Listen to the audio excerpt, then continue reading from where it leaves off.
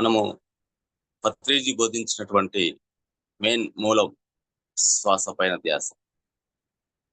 మరి ఈ శ్వాసను మనం ఎంత శ్రద్ధతో గమనిస్తున్నాము, ఎంత ఎరుకతో ఉంటేనే శ్వాసను మనం పట్టుకోగలము.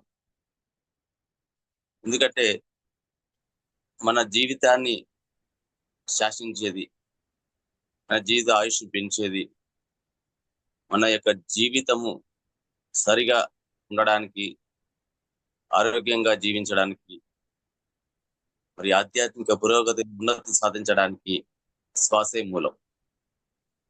ఎందుకంటే సృష్టి పరిణామ క్రమంలో ఈ శ్వాస అనేది రాళ్ళు రప్పల్లోను, క్రిమికీటకాల్లోను, వృక్షాలలోను, జంతువులలోను, మానవులలోను ఇప్పుడు మనం కూడా శ్వాస తీసుకుంటున్నాం. శ్వాస అనేది ఇప్పుడు పుట్టింది కాదు, సృష్టి ఆరంభం నుంచే పుట్టింది.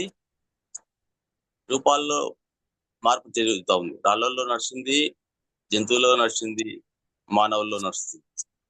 మరి అలా నడుస్తూ ఉన్నటువంటి శ్వాసని మాత్రమే మనం గమనిస్తున్నాం. రూపాలు మారినా శ్వాస మారలేదు. మరి శ్వాస యొక్క శక్తి, శ్వాస అనేది సృష్టి యొక్క శక్తి. ఎందుకంటే శ్వాస అనేది కేవలము భూమి మీద ఉన్న మనమే కాదు తీసుకోవడము, ప్రతి ఒక్క భూమి కూడా శ్వాస తీసుకోవడం వదులుతూ ఉంది. భూమి కూడా ఉత్తర ధ్రువం నుంచి శ్వాస తీసుకుంటుంది, దక్షిణ ధ్రువం నుంచి భూమి వదులుతుంది. అలా జరుగుతుంది కాబట్టి మనము జీవించగలుగుతున్నాం భూమి పైన. ఎందుకంటే అలా జీవించలేకపోతే అది సరిగా మనం దాని మీద ఉండలేం, జీవనం కొనసాగించలేం. ఎందుకంటే మానవునికి ఎట్లయితే శ్వాస తీసుకుని వదిలేకపోతే సరిగా ఈ గ్యాస్ ట్రబుల్స్, మోషన్ సరిగా రాకపోవడము, లోపల ఒక రకమైనటువంటి స్థితి. ఎందుకంటే తీసుకునే గాలి వదిలే గాలి అనేది బాడీలో ఎప్పుడైతే జరుగుతుందో అప్పుడే మనిషి ఆరోగ్యంగా ఉంటాడు. అది జరగకపోతే చాలా ఇబ్బందికరం.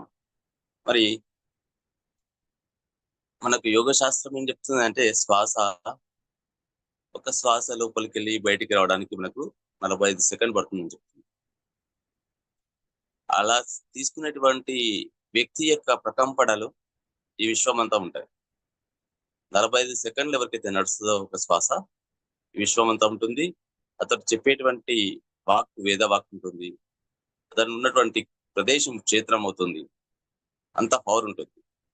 మరి ప్రజెంట్ యోగులు సాధన చేస్తున్నటువంటి యోగులు చెప్పేది ఏంటంటే కనీసం 15 అన్నా తీసుకుంటే ఆరోగ్యవంతంగా ఉంటారు, సత్యవంతంగా, ధర్మవంతంగా, సరి అయినటువంటి జీవన విధానం జీవించగలుగుతారు. అయితే 15 కాకుండా 12 నుంచి 15 ఎవరైతే తీసుకుంటారో వాళ్ళు ఈ ఆధ్యాత్మిక సాధనలో పురోగతి సాధిస్తారు.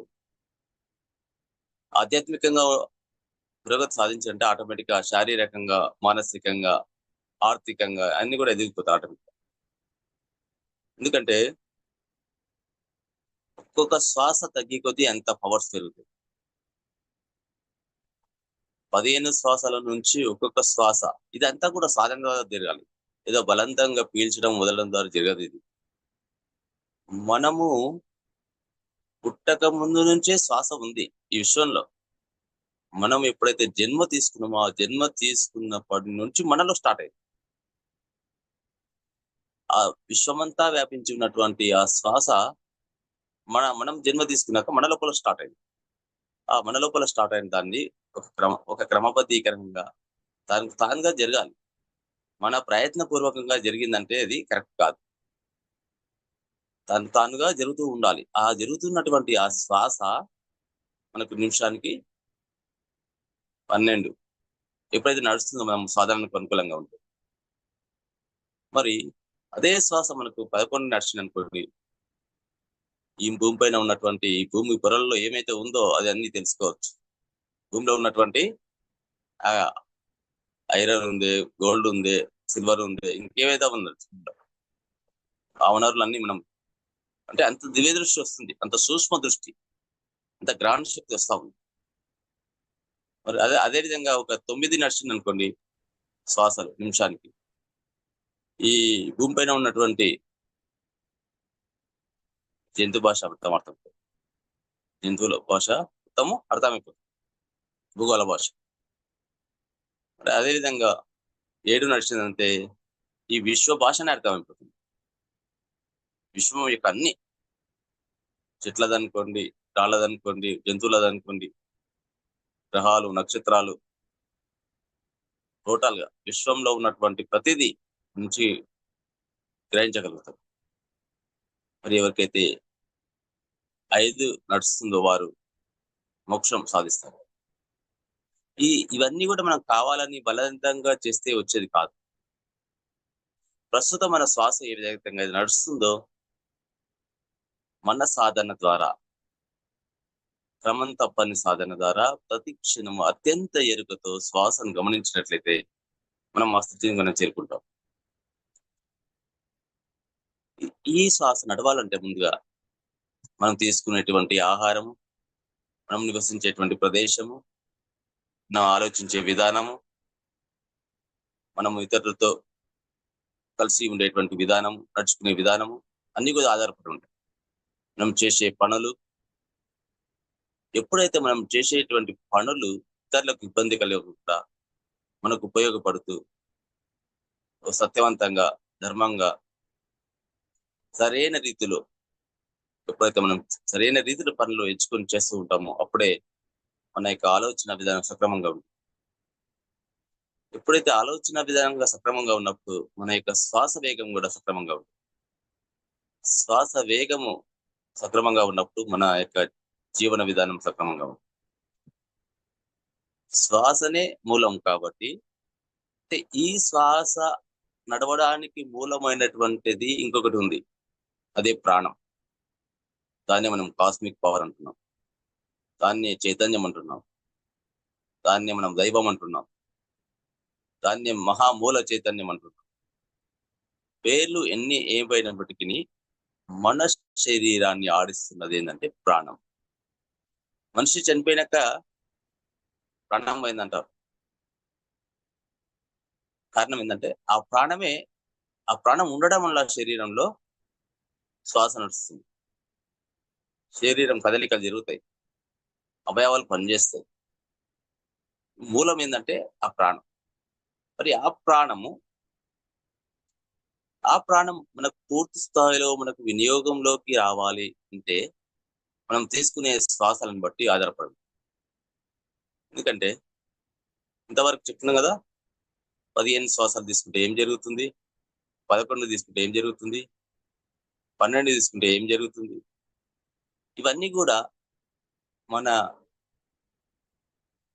సాధన ద్వారా, మనం జీవించే జీవన విధానం ద్వారా, మనం మాట్లాడే మాట ద్వారా ఆధారపడి ఉంటుంది. ఉదాహరణకు ఇప్పుడు మన శ్వాసలు ప్రజెంట్ గా ఒక 15 నడుస్తుంది అనుకున్నాం. ఇదే ఎప్పుడు నడుస్తుందంటే చెప్పలేము. ఎందుకంటే మనం జీవించే విధానము, ఆలోచించే విధానము, చేసే పనులను బట్టి ఉంటుంది. ఎందుకంటే ప్రతి మనిషికి కూడా ఫీలింగ్స్ ఉన్నాయి, ఎమోషన్స్ ఉన్నాయి, ఆలోచించే విధానం ఉంది. ఇవన్నీ ఉండడం ద్వారా శ్వాసలు అనేది మారుతూ ఉంటుంది. ఎందుకంటే మనిషి 3 తత్వాలు కలిగినటువంటి వ్యక్తి: రజోగుణము, సాత్విక గుణము, తమో గుణం. మరి ఎక్కువగా తమో గుణ, రజోగుణాలు జీవిస్తూ ఉంటారు. ఎందుకంటే శరీరం సుఖం కోరుకుంటుంది, ఇంద్రియాలు వినోదం కోరుకుంటుంది, మరి బుద్ధి వివేకం కోరుకుంటుంది, జ్ఞానం కోరుకుంటుంది, మరి ఆత్మ ఆనందం కోరుకుంటుంది. ఆత్మానందం అనేది ఎప్పుడు జరుగుతుంది? ఇవన్నీ సక్రమంగా ఉన్నప్పుడు. ఎప్పుడైతే మనలో శ్వాస అనేది క్రమబద్ధీకరంగా జరిగినప్పుడు అప్పుడు మాత్రమే ఆత్మానందం రావాలి. ఈ శ్వాస ఎప్పుడైతే ఎక్కువ నడుస్తుందంటే ఈ బాహ్యంలో ఉన్నట్టు, బాహ్య ప్రపంచంతో కనెక్ట్. మనం ఉన్న స్థితి నుంచి ఉన్నత స్థితికి ఎదగాలంటే సరైనటువంటి సాధనా స్థితి. ఎప్పుడైతే శ్వాసని ముడిపడి ఉన్న అన్నిటి, ముఖ్యంగా మనకు శ్వాస అనేది మన శరీరంలో ఈడనాడి, చంద్రనాడిలో నడుస్తుంది.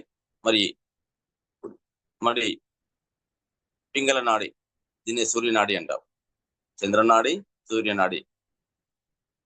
శ్వాస రెండిట్లో ఆడదు, ఏదో ఒక దాంట్లో మాత్రమే ఆడుతుంది, చంద్రనాడిలోనన్నా సూర్యనాడిలో. ఎవరైతే సాధన చేస్తూ ఉంటారో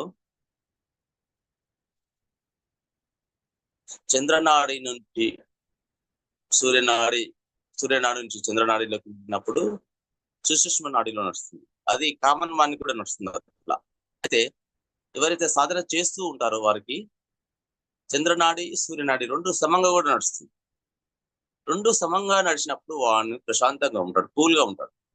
శ్వాస అనేది చంద్రనాడి, సూర్యనాడి రెండిట్లో, రెండు ముక్కు రంధ్రాల ద్వారా శ్వాస ఎప్పుడైతే నడుస్తూ ఉంది అంటే స్థిరంగా ఉంటాడు, ప్రశాంతంగా ఉంటాడు, కూల్ గా ఉంటాడు, ఉత్సాహంగా ఉంటాడు, తేజస్తో ఉంటాడు.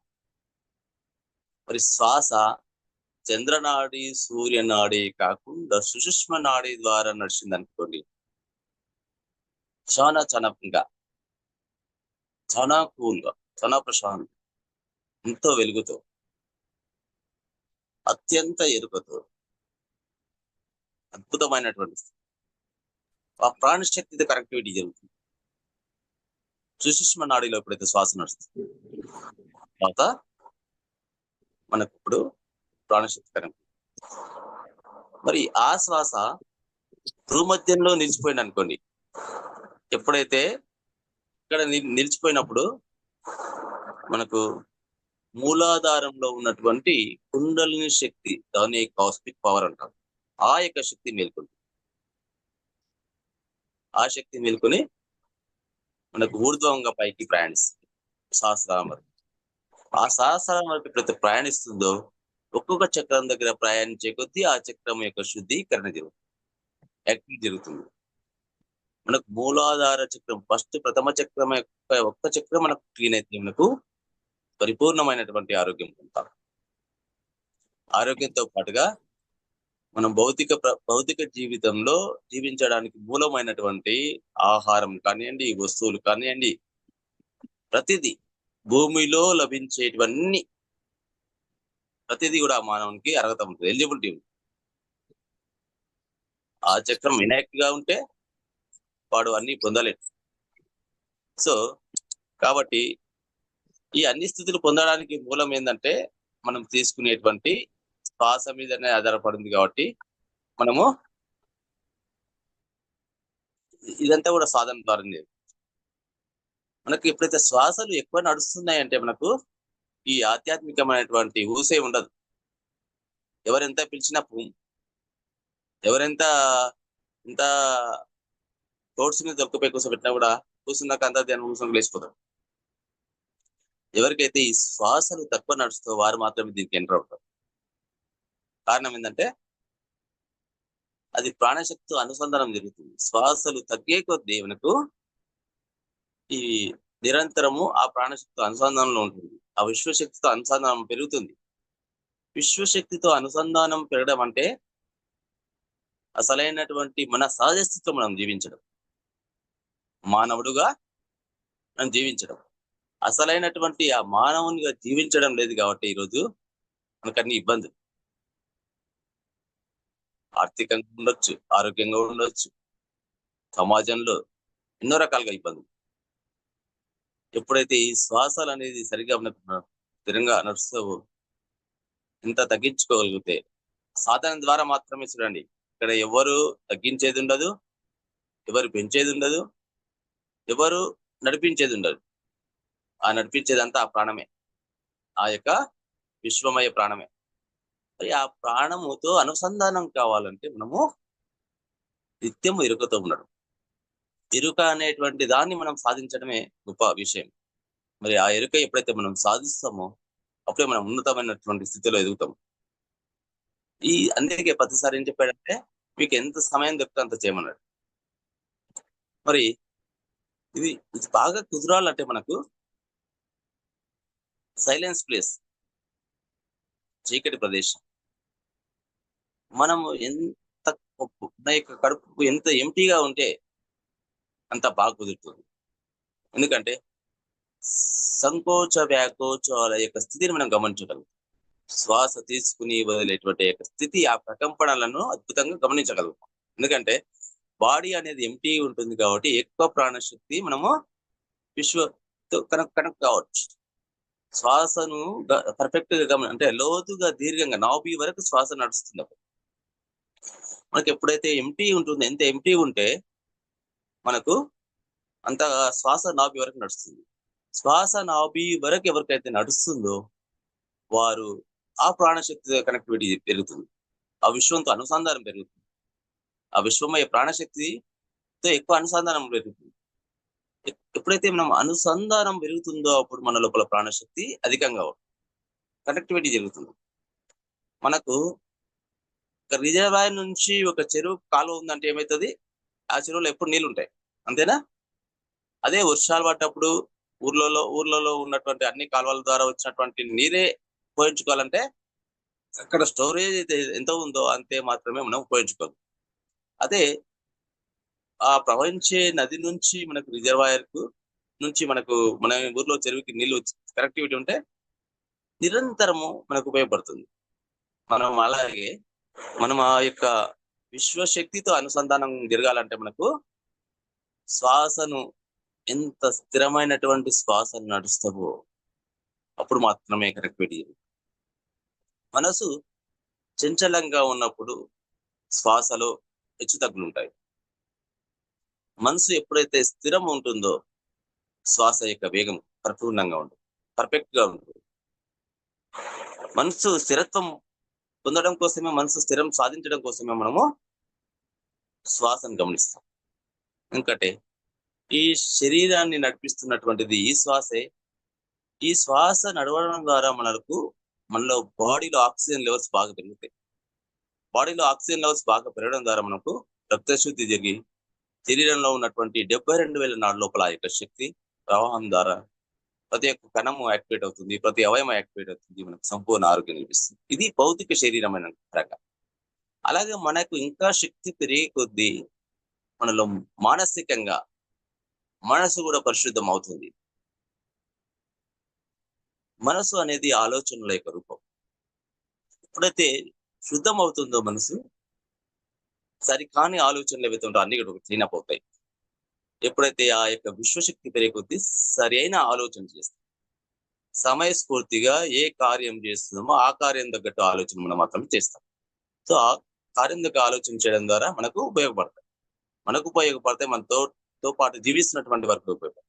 ఎందుకంటే వారు కూడా వారి సమస్యలను అడిగినప్పుడు వారికి సరైన విధంగా ఆన్సర్ ఇవ్వగలరు. కారణం మన విశ్వంతో కనెక్టివిటీ ఉండడం వల్ల.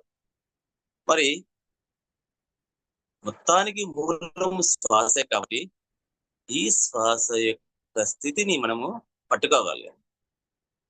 మనకు ఏ రకంగా మనము శ్వాసల సంఖ్య కనెక్టివిటీ అయితే మనకు ఆ యొక్క అన్ని స్థితులు మనకు కనెక్ట్ అవుతావు. కాబట్టి ఇదంతా కూడా సాధన ద్వారానే. సాధన లేకుండా ఏం జరగదు. సాధనతో సమకూరు ధరలో ఉన్న పనులు అన్నట్టు ప్రతి క్షణము సాధనగా మారిపోవాలి. కేవలం మనం ఏం చేస్తున్నామంటే సాధన అని చెప్పి ఎప్పుడైతే కూర్చొని సాధన చేస్తున్నామో అప్పుడు మాత్రమే సాధన అనుకుంటాం. కాదు, మన జీవితంలో ఉదయం లేచినప్పటి నుంచి రాత్రి పండుకునే వరకు కూడా జరిగేటువంటి ప్రతి పని కూడా సాధనగా కావాలి. అందుకే నువ్వు చేసే పనే దైవం అన్నాడు. అందుకే వశిష్ఠుడు ఏమన్నాడంటే నువ్వు చేసే పనే దైవం అన్నాడు.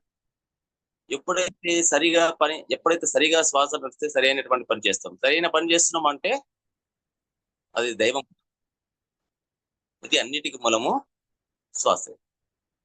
అయితే ఈ క్రమబద్ధాన్ని సాధన ఎప్పుడైతే చేస్తామో, ప్రతిరోజు సాధన ఎప్పుడైతే చేస్తూ ఉంటామో మనము ఒక శ్వాసను మనం పట్టుకోవాలి. అంటే మన యొక్క కంట్రోలింగ్ అని కాదు, కానీ ఆ యొక్క స్థితిలో కరెక్ట్ గా మనం శ్వాస తీసుకోవాలి. హెచ్చుతగ్గులు అనేది ఉండదు. సరైనటువంటి శ్వాస నడుస్తుంది. మనం చెప్పుకున్నాం కదా, శ్వాస అనేది నాభి వరకు వెళ్ళి బయటకు వస్తుందని. చాలా మందికి ఏం జరుగుతుందంటే శ్వాస తీసుకుంటున్నాం, ఫర్ ఎగ్జాంపుల్ ఒక 10 నెంబర్ కలిగినటువంటి శాతం ప్రకారం మనం శ్వాసను తీసుకుంటే వదిలేది ఏం జరుగుతుందంటే ఒక 5, 6, 4 జరుగుతుంది. అప్పుడు ఏమవుతుందంటే ఇంత తీసుకుంటున్నామో లోపలికి అంత లోపల ఉన్నటువంటి అపానం బయటికి వ్యర్థవాయువు అనేది బయటికి వెళ్ళిపోవాలి. ఉచ్ఛ్వాస నిశ్వాసల యొక్క లోతు పాతులు అంటే ఎంత లోనికి వెళ్తుందో అంత బయటికి అదే విధంగా అంతే సమయంతో ఇట్లా వస్తే పర్ఫెక్ట్ గా జరిగినట్టు శ్వాస. మనకి ఎప్పుడైతే శ్వాస చెప్పాను కదా, ఒక 10 సంఖ్య సంబంధించిన ఎనర్జీతో మనం తీసుకుంటే 10 బయటికి రావాలి మళ్ళీ. కానీ ఒక 5, ఒక 4 లేదంటే 8 రావడం ద్వారా అంటే కొంత మిగులుతుంది, కొంత బయటకు వచ్చేస్తుంది.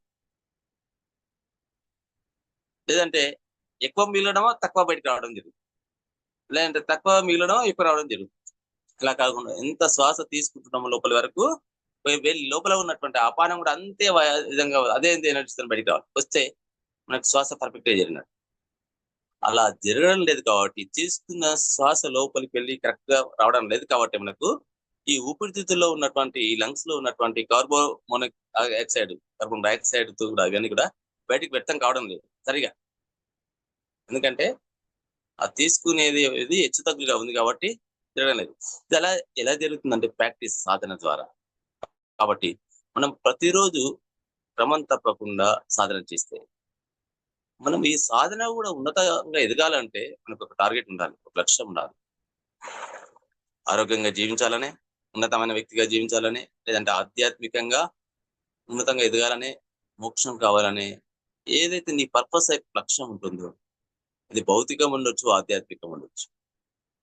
ఏదైతే లక్ష్యం ఉంటుందో ఆ లక్ష్యం అనుగుణంగా నీవు నీ జీవనం ఉంటుంది. లక్ష్యం లేకుండా చేసేది అనేది కూడా కామన్ ఉంటుంది. ఎంత వ్యక్తి ఎంత మహానుభావుడైన కూడా ఒక సాధారణమైన వాడైన టార్గెట్, లక్ష్యం అనేది ఉండాలి, ఒక పర్పస్ ఉండాలి. ఆ పర్పస్ అనేది ఉంటే, టార్గెట్ ఉంటే ఖచ్చితంగా ఈ రోజు ఆ డాక్టర్ సుమంగళ మేడం గారు అటెండ్ అవుతుంది, మంచిగా ఉంటుంది ఆమె జ్ఞానం అని ఎంతో ఆసక్తి ఉత్సాహంతో ఎంతో మంది జైన్ అయినరు. అంటే ఆ కారణం ఉంది, రీజన్ ఉంది జైన్ కావడానికి. ఆమె తిందామని అంటారు. ఆ తపన, ఆ తీవ్రత ఎట్లయితే ఉంటుందో అలాగే మన జీవితంలో మనకు కూడా ఒక లక్ష్యం, ఒక పర్పస్ అయితే ఏర్పరచుకుంటాం, అప్పుడు ఆ విధంగా మన యొక్క జీవితం ఉంటుంది. కాబట్టి ఎప్పుడైతే ఆ లక్ష్యం ఉంటుందో ఆ లక్ష్యం తగ్గట్టే మన సాధన ఉంటుంది, ఆ లక్ష్యం తగ్గట్టే మన విశ్వంతో అనుసంధానము, ఆ ప్రకంపనలు, ఆ వైబ్రేషన్స్ మొదలవుతాయి. ఏది లేకుండా ఉంటే ఏమవుతుంది, స్థిరంగా ఉంటది. సాధన చేస్తూ ఉంటావు, హాయిగా ఉంటది, ప్రశాంతంగా ఉంటుంది, కూల్ గా ఉంటది, ఉన్నదంతో సంతృప్తిగా జీవిస్తాం. కానీ ఎప్పుడైతే ఒక లక్ష్యం ఏర్పరచుకుంటాం అప్పుడు ఆ లక్ష్యం ఎంత గొప్పదైనా, ఎంత ఉన్నతమైన ఉండొచ్చు, ఆకాశంలో ఉండొచ్చు, అది దాన్ని చేరుకోవాలని ఉండొచ్చు. ఈ సంకల్పం గట్టిదైతే ఖచ్చితంగా సంకల్పం అనేది ఎన్నో శక్తుల కంటే కూడా గొప్పది. కాంతి వేగము, ధన్వేగం కంటే కూడా శక్తివంతమైనటువంటి సంకల్పం. సంకల్పం ద్వారానే ఈ యొక్క సృష్టి సృష్టించబడింది. కాబట్టి సృష్టి జరిగినప్పుడు మన జీవితంలో మనకి తెలియదు, ఖచ్చితంగా జరిగి తీరుతుంది. మరి ఆ సంకల్పం ఏదనేది వారి యొక్క జీవన విధానము, వారు ఎదిగి ఉన్నటువంటి స్థితి, వారి పరిపక్వ స్థితి ప్రకారంగా వారి యొక్క లక్ష్యాన్ని ఎంచుకుంటారు. భౌతిక జీవితంతో కనెక్టివిటీ ఉన్నవారు భౌతికం సంబంధించినటువంటి ఎంచుకుంటారు. సో ఆధ్యాత్మికం ప్రయాణంలో ఉన్నటువంటి వారు ఆధ్యాత్మిక సంబంధించిన ఎంచుకుంటారు. సో ఇవన్నీ కూడా వారు ఏ విధంగా అయితే ఆ గమ్యాలను, లక్ష్యాలను నిర్ణయించుకుంటే ఆ రకంగా వారి యొక్క సాధన ఉంటుంది. ముఖ్యంగా చెప్పదలుచుకున్నది అంటే సాధన ద్వారా మనము ఆ యొక్క స్థితిని మనం ఎప్పుడైతే మనము పొందుతామో ఆటోమేటిక్ గా చేరుకోగలుగుతాం, లేకపోతే సాధ్యం కాదు. సో మాస్టర్స్, సమయం ఆసన్నమైంది.